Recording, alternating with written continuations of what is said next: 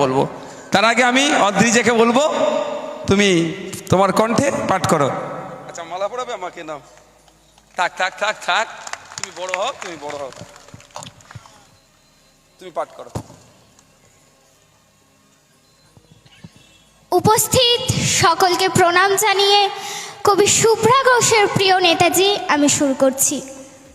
প্রিয় নেতাজি, অনেকদিন ধরে চিঠি লিখব ভাবছিলাম, কিছুতেই আর হয়ে উঠছিল না।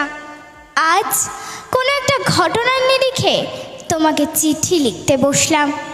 ছেলেবেলায় আমাদের দোতলা ড্রয়িং রুমে তোমার ছবি, জন্মদিনে পেতাম বই, সেখানেও তুমি।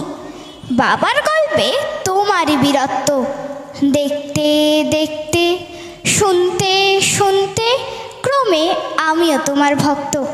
বাবা বলতেন, ইন্ডিয়া